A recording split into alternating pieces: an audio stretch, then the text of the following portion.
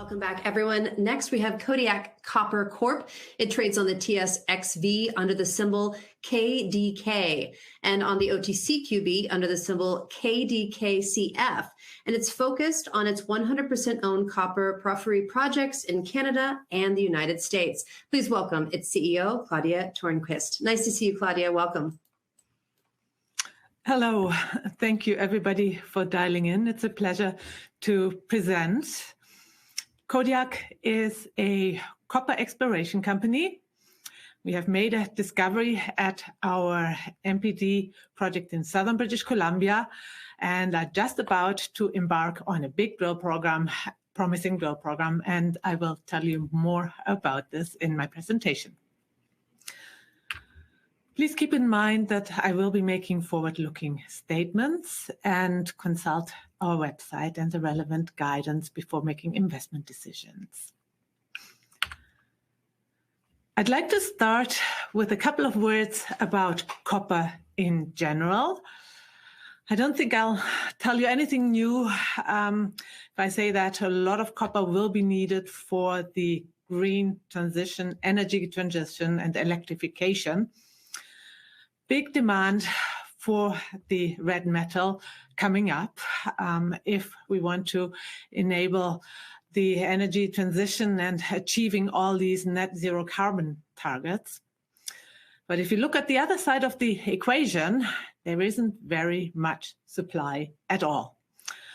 Therefore, most analysts have a forecast similar to what you see in this chart here on the left, a big supply-demand gap opening up.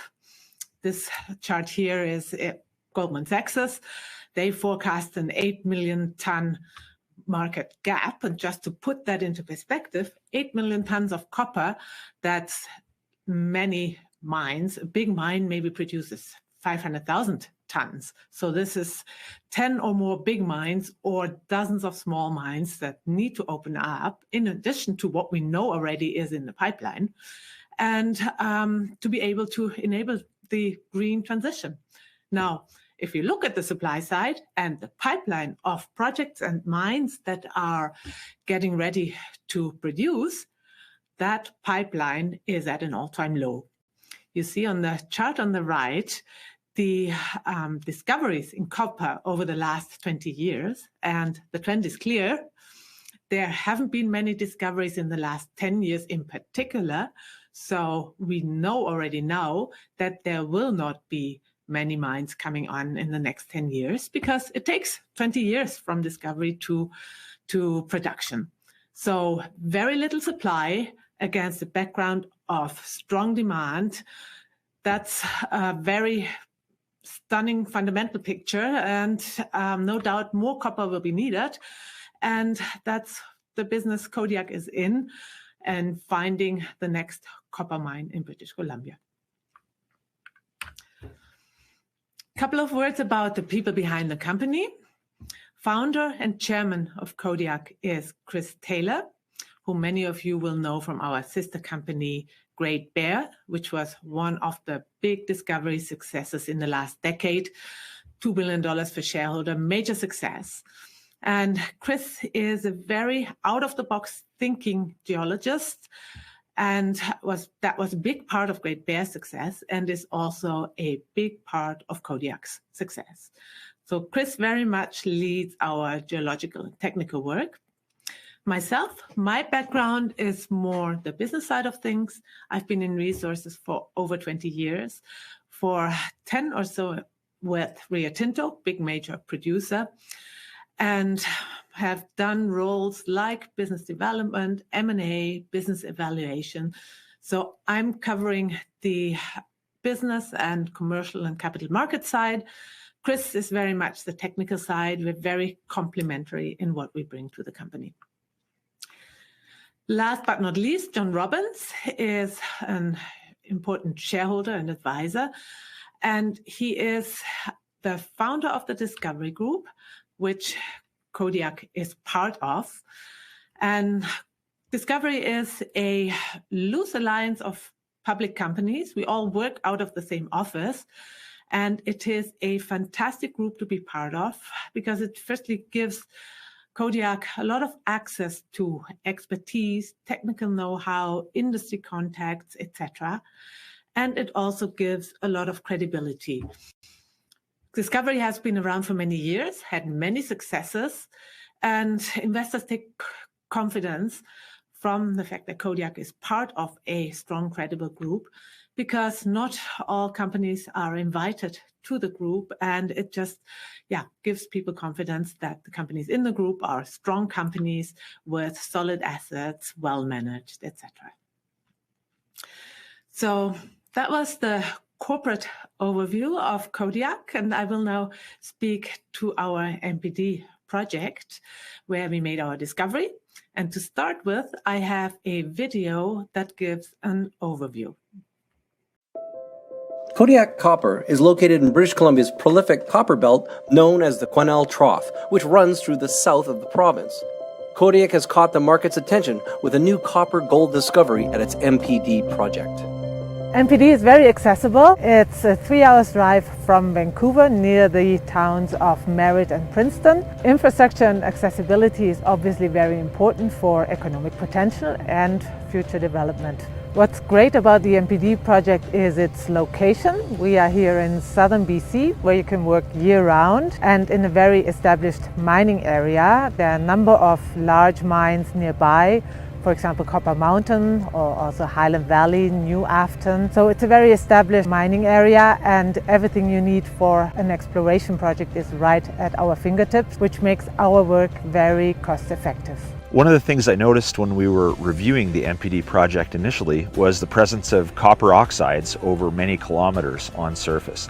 So what it indicated was that we were sitting on top of a major porphyry system, and certainly the right type of rocks that indicated that there could be a major discovery to be made. This project has the potential to host a major copper porphyry discovery. And of course, with the drilling that we've done recently, we've shown that that's the case. Now, on initial review of this project, what was really impressive is that we had over 100 drill holes over 10 kilometers, and all of these holes have copper in them.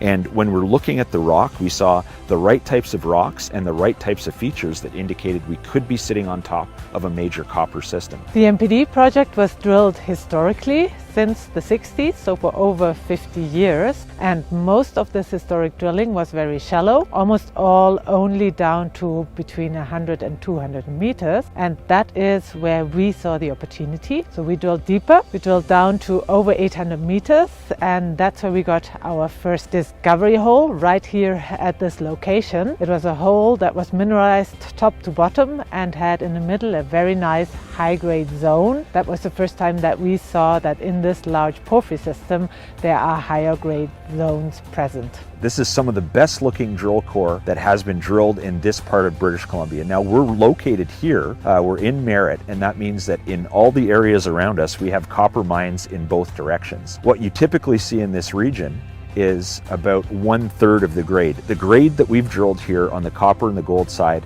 is 3 or 4 times higher than many of the mines in this area. The types of alteration that we see, the potassic feldspar alteration, the silicification, the presence of chalcopyrite, the presence of bornite, these are all indicative features of a strongly mineralized copper center. We've made a great start and had some fantastic high-grade results early on in our drill program. We have now gained Teck Resources as a major shareholder. So now we have our work cut out. We have a large 10 square kilometer area of historic drilling and have only poked deeper holes into one small corner of it. That means lots more drilling to come and lots more potential for our shareholders to be unlocked. It'll be an exciting time for Kodiak going forward.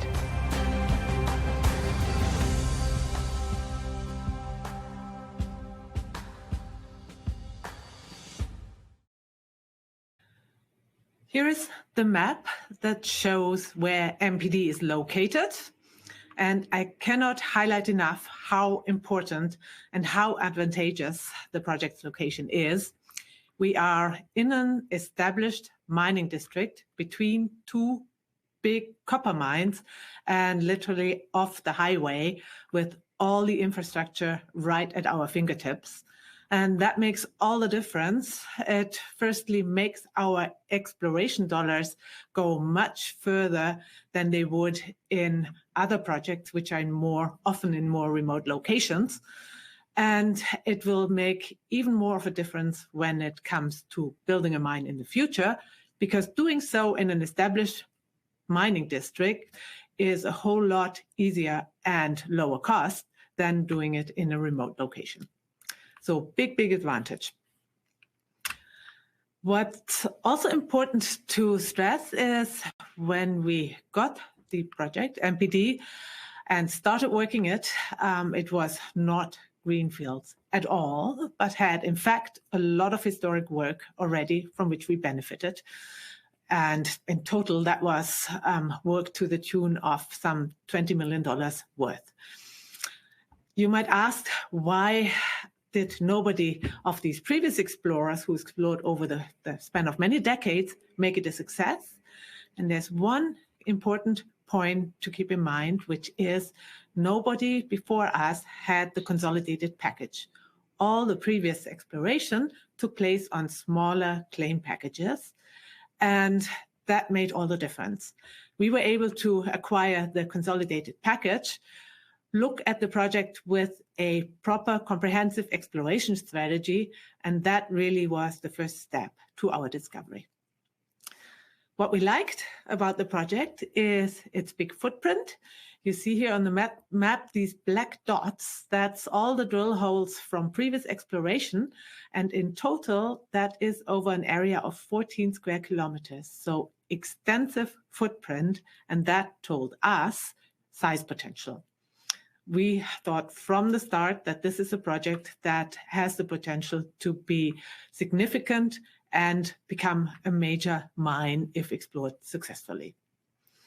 So that's what we set out to do. We set off for our first drill program, maiden drill program, and were successful right away and made a discovery at what is now called the Gate Zone.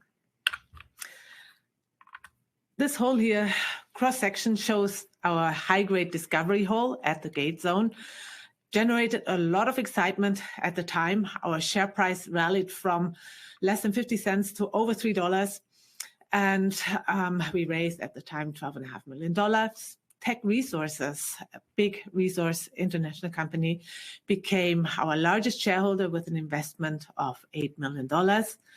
And the reason this drill result generated so much excitement was simply that it was a long intercept of high-grade mineralization, 2-3 times the grade of compared to the mines that produce copper right next door from us.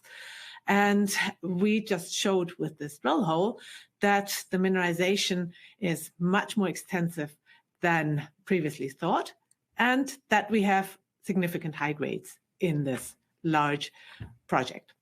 So that was step one. And this drill hole really was a transformative moment for Kodiak. With the money we raised, we then continued drilling and have now 3 years of big drill programs behind us where we moved the project forward significantly. For the first 2 years after the discovery, 21 and 22, we essentially drilled the Gate Zone to show what we have there.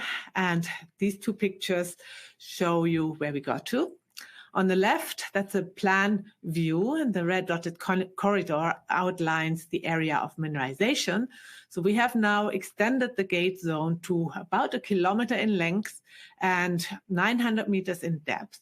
So significant size. And as you can see on the long section on the right, we have nice continuous high-grade mineralization all the way through. So we have shown that the Gate Zone is a substantial high-grade porphyry center with continuous mineralization, and certainly very pleased with the progress we made at the Gate Zone. But what is very important to keep in mind is that the Gate Zone is only one out of many targets on the property. That's the one where we started, but there is a lot more potential beyond it. Here's a map of our property. And in the very top left corner, northwest part of the property, you see the gate zone. And all these other dots and stars are other porphyry centers, many already historically drilled. So we know already there is copper and gold available. And so last year, we then set out on another big drill program, and for the first time, focused entirely on other targets outside the gate zone. So very exciting and important year last year, as we set out to show that there are other mineralized zones outside the gate zone on the property. So we drilled 5 targets. It's the 5 that are highlighted in yellow on the map: Man, Bayer, West, 15, 16, and South. And we were successful. We hit long intercepts of mineralization at several of those targets and showed that we have several kilometer scale mineralized zones on the property, significantly expanded mineralization beyond what was previously known. And very importantly, at several of the zones also, we got nice high-grade intercepts right from surface. That's also very important. And so all in all, last year's drill program was a big step forward for the project. I just have one example of results from last year's work from the west zone, the southern part of the property. Just one of the targets we drilled, and these images show you what we got there.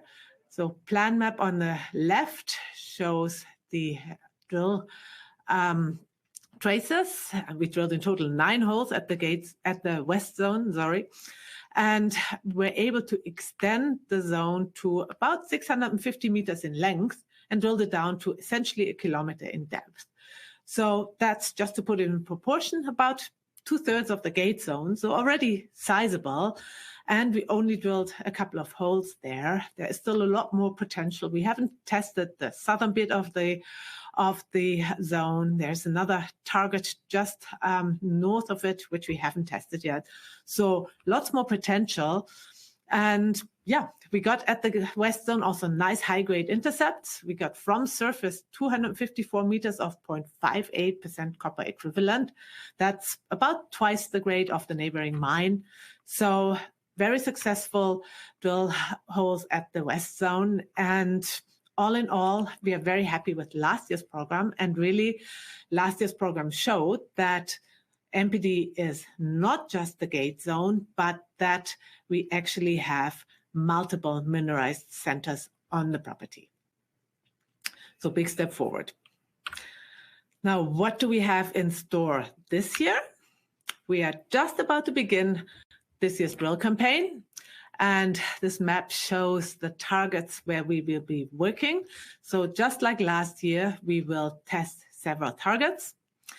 Focus will be on near-surface mineralization, and the drill program will be a mix of holes that are in zones where we have already historic drilling and where we have already started drilling, where we have a high probability of increasing the size of what we have significantly with just a couple of holes. And then we have some other targets, like, for example, the blue target right here in the middle of our property, which are entirely new targets where we have the potential to make a new discovery. And that would, of course, be also a very exciting development. So a lot of interesting targets to be drilled this year. We're just about to set off. It's always my favorite time of the year, beginning of the drill season, and can't wait to get the boots on the ground and get working these targets and generate good news and good news flow for our investors. What's also an interesting new development this year is that we have started working with AI, with an AI service provider, Verify, to target for drilling. And I believe AI will have a lot of future in exploration, and very happy that we are at the forefront of this and are able to use this technology to augment our own geological team's capabilities. And with the AI work, we have identified some new areas on the property that have high levels of prospectivity that we simply hadn't gotten to yet in our work so far. Keep in mind, we have a property of 226 square kilometers, so large property.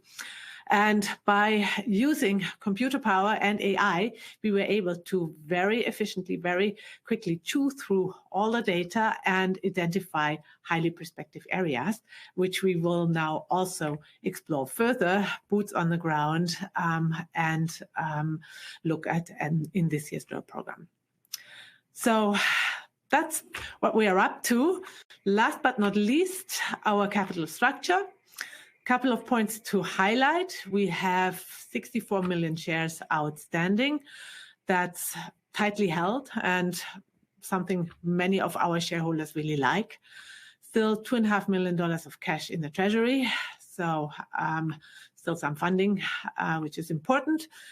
Then largest shareholders, Tech Resources, who have invested now 3 times since the initial discovery and have been a very important and supportive shareholder. And obviously, that's a great vote of confidence that they like what they see in our exploration work.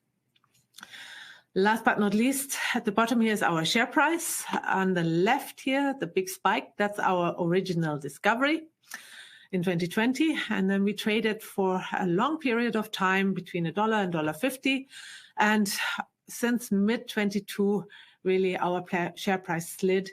Not just ours, but the entire market was very, very weak, and our share price is depressed, just like most other junior exploration companies is, at the moment in the 50 cents range.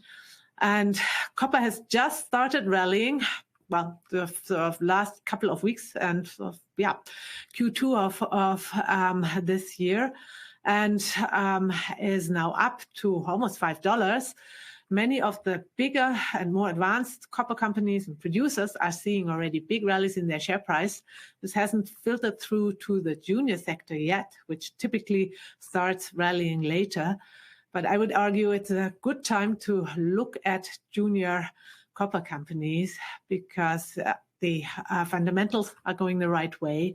And with a big drill program and lots of news flow coming up, I think Kodiak is well placed to generate good results for our shareholders and exciting returns for our shareholders this year. So this brings me to the end of my presentation. And I would be very happy to answer any questions you might have.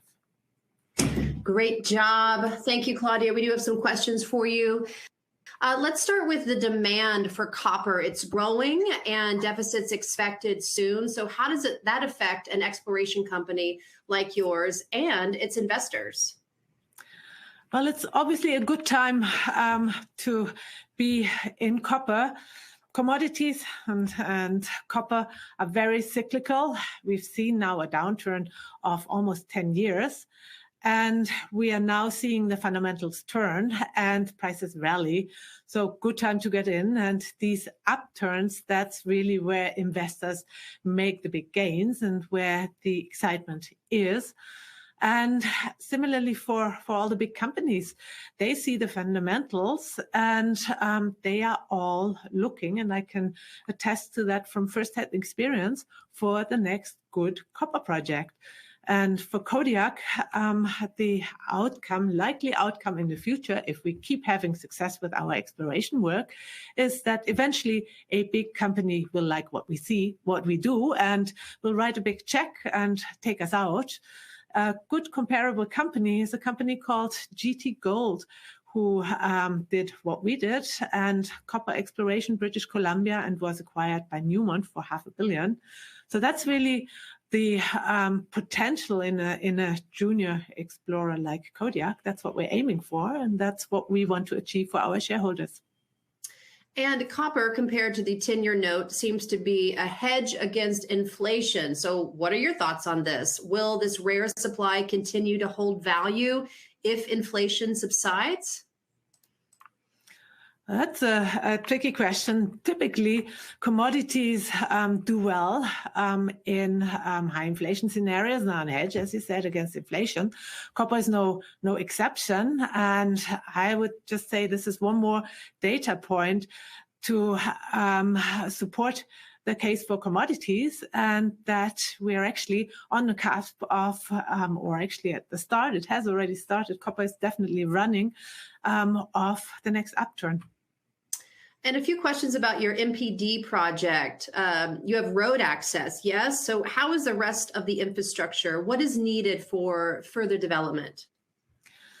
Well, we are in an existing mining district, have mines around us, and in southern British Columbia, between two mining towns. So we're off the highway. Literally, you turn off the highway with road access on logging roads, and within minutes you are at our drill sites. We have a electricity line going over our property. As I said, we're between two towns that are resource towns, so there is workforce and manpower available, and all the supplies, all the services you need for an exploration project. And that is really important. The costs to explore where we are, I would say, 2 to 3 times lower compared to a project, for example, in the Arctic North or in the high Andes, where you face much, much higher costs. And as I said in my presentation, when it comes to permitting and building a mine, this advantage will become even bigger, because getting a mine permitted right next to an existing one and build it in a accessible location is much, much easier, much, much cheaper than doing the same in a remote location.